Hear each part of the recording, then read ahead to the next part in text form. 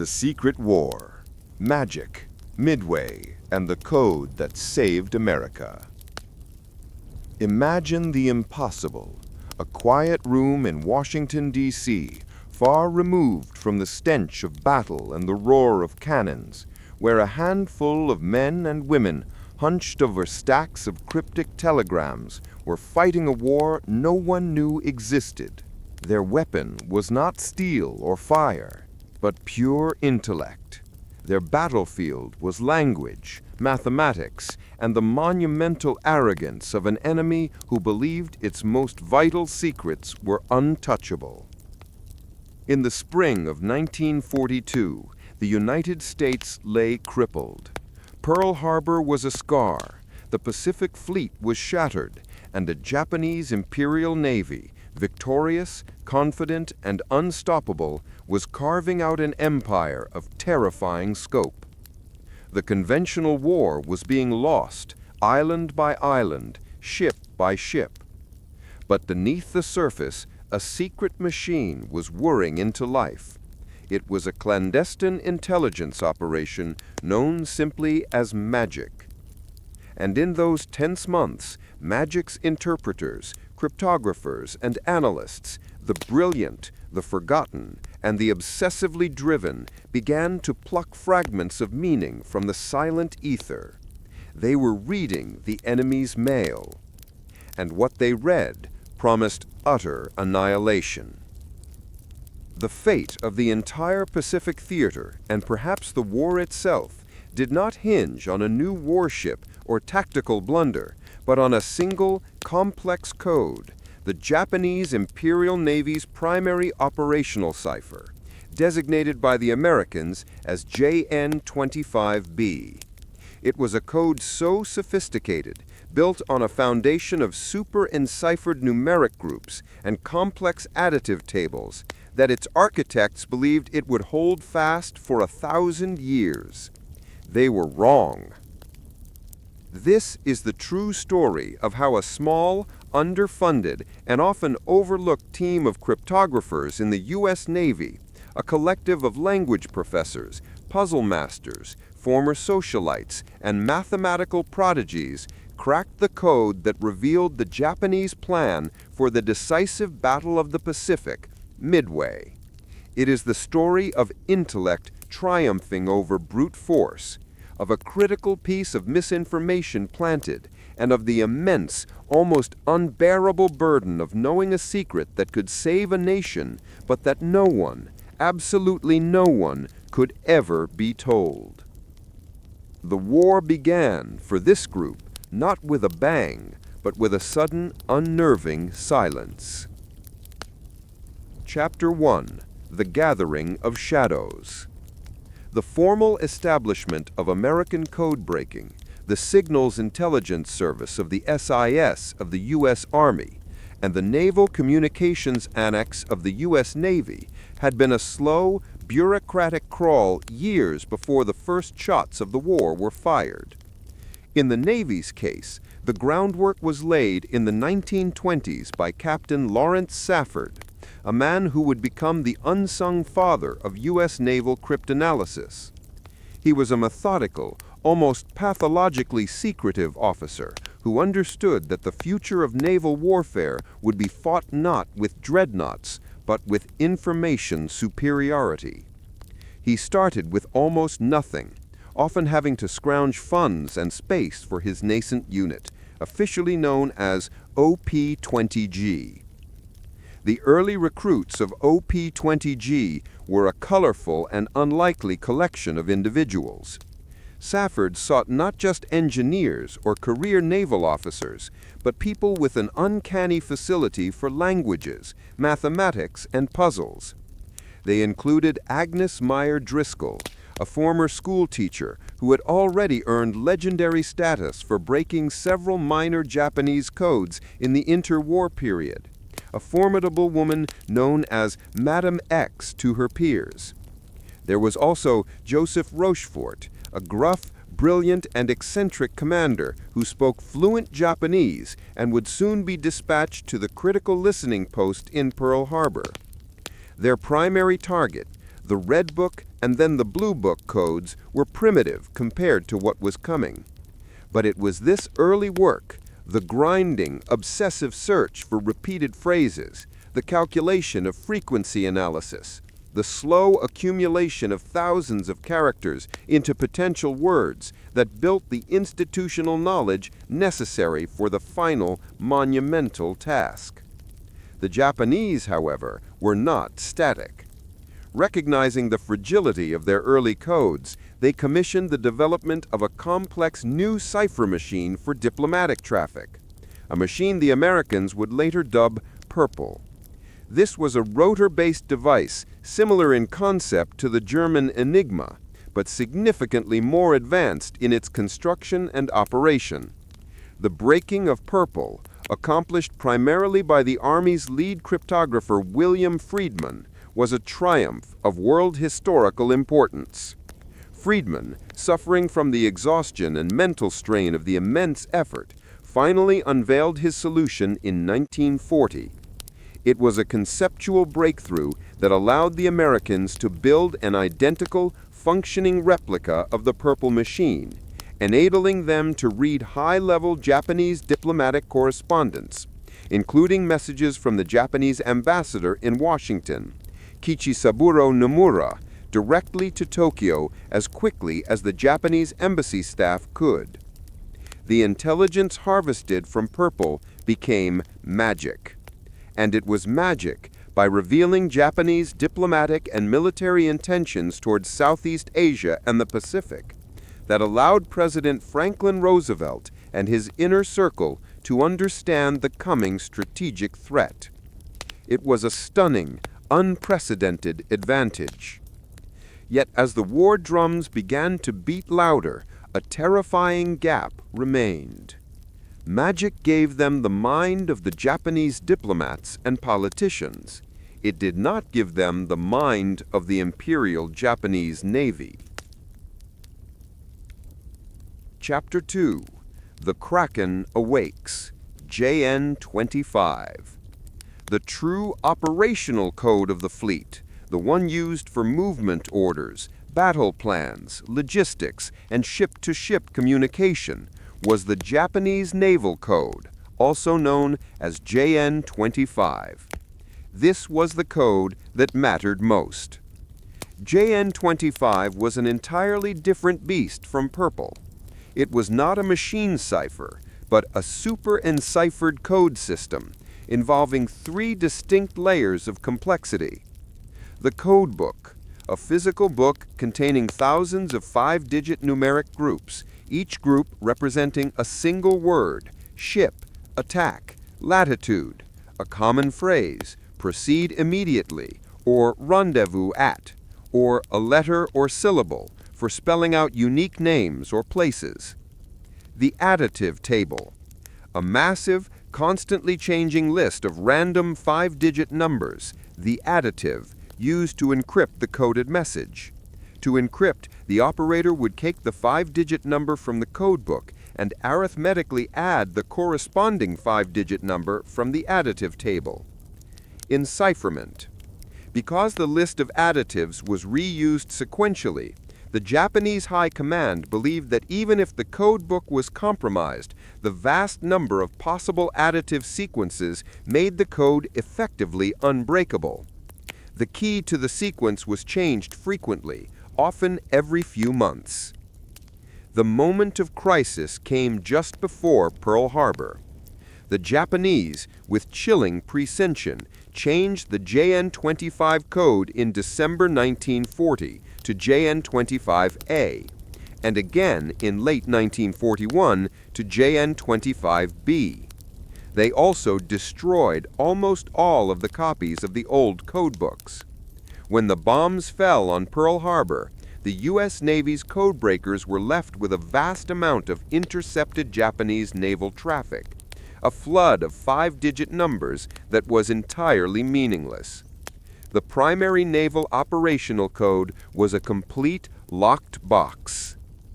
In the wake of the disaster, Commander Joseph Rochefort, the Japanese-speaking officer with an almost psychic understanding of the Imperial Navy's mindset, took charge of the Station Hypo unit in Pearl Harbor. Housed in a dungeon-like basement of the 14th Naval District headquarters, the conditions were suffocating, the pressure immense. Rochefort's team was tasked with the seemingly impossible: reconstruct the physical codebook and the additive list from nothing, from thousands of intercepted encrypted messages. It was like trying to put together a jigsaw puzzle where every piece was a single grain of sand, and the finished picture was a sprawling, shifting map of a war that hadn't happened yet. The key to unlocking JN-25B lay in an obscure cryptolytic technique called reconstruction. The codebreakers had to search for cribs, likely plain text words or phrases that might correspond to a specific set of encrypted numbers. A good guess, a crib, was essential. What words were guaranteed to appear in a Japanese naval message? Latitude and longitude. Yamamoto, the name of the commander-in-chief. Standard message beginnings and endings like "From Commander Combined Fleet" or "End of message." The work was agonizingly slow. One key figure in this effort was Jasper Holmes, a civilian and former journalist who became an analyst at Hypo. Holmes introduced the ingenious technique of analytic traffic analysis. Since they couldn't read the messages, they focused on who was sending them, to whom, when, and how often. A sudden surge of messages between a carrier fleet and the naval air station on a specific island? A likely strike is coming. Repeated messages using a short specific set of code groups going back and forth between two ships. They are coordinating a move. This traffic analysis, combined with the slow, persistent reconstruction of the codebook by the cryptographers, yielded first a trickle, then a steady stream of intelligence. By April 1942, they had reconstructed enough of the code's depth to begin reading crucial parts of messages, guessing the rest from context. Then came the intercept that changed everything. An decrypted message from the Japanese High Command, designated by the code groups for a combined fleet, Secret Order Number 341, used the following chilling phrase: "The next operation will be AF. We will commence a surprise attack against AF." The Japanese were planning a major, decisive action. The location was designated only as AF. Chapter 3: The Bluff and the Breakthrough at AF. For the Americans, the identity of AF became the most vital question in the war. The fleet had to know where the attack was coming to concentrate its pitifully few remaining carriers. Rochefort's team at Hypo favored Midway Atoll, a tiny two-island military base situated centrally in the Pacific. The Navy brass in Washington, D.C., Station Negat, favored locations further west, like islands in the Aleutians, or even targets on the U.S. West Coast. The stakes were literally life and death.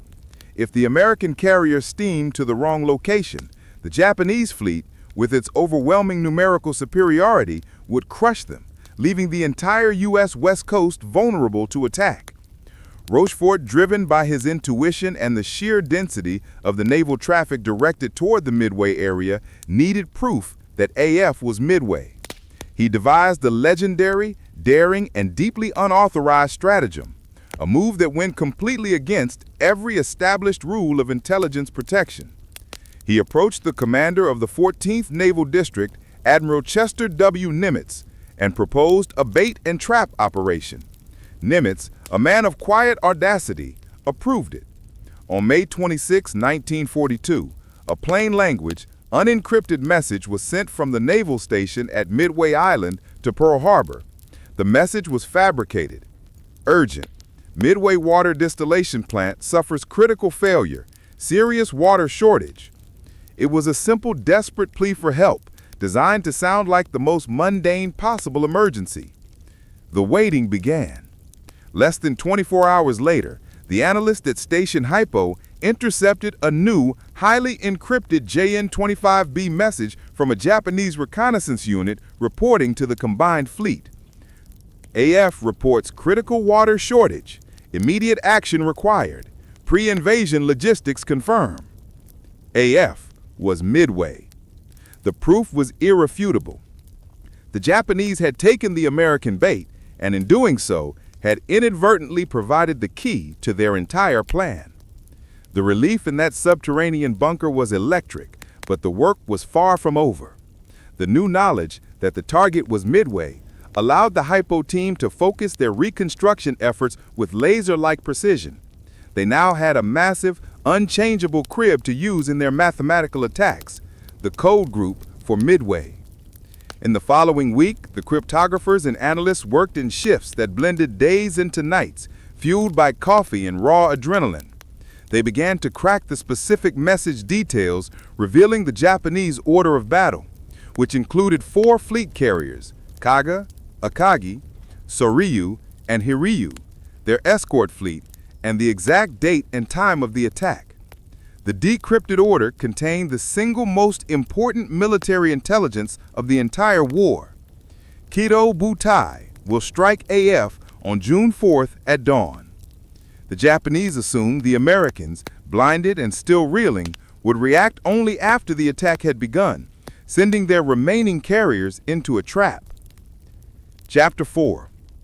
The Burden of Knowledge and the Battle of Egotism. The revelation of the plan created a unique and terrible dilemma for the entire magic operation, one that still echoes in intelligence circles today, the paradox of ultra-secret information.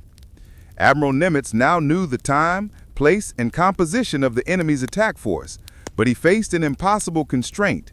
He could not use this intelligence too overtly. If the American fleet were to be perfectly positioned to ambush the Japanese High Command would instantly know their JN-25B code had been compromised. A code break that took 2 years of genius and relentless labor would be neutralized in a single devastating moment. The Japanese would simply switch to a new, more complex cipher, and the Americans would be blind for the rest of the war. The intelligence, the greatest asset the U.S. possessed, had to be used to win the battle without revealing the source. It was a knife-edge decision, where the risk of losing the code was perhaps even greater than the risk of losing the battle. Nimitz had to convince his commanders, specifically his carrier task force commanders, Admiral Frank Jack Fletcher and Admiral Raymond Sprunis, to take positions and follow orders that to them appeared reckless, ill-informed, and based on gut instinct or flawed reconnaissance. He had to tell them where to go and when to strike without ever saying, "I read Yamamoto's plan."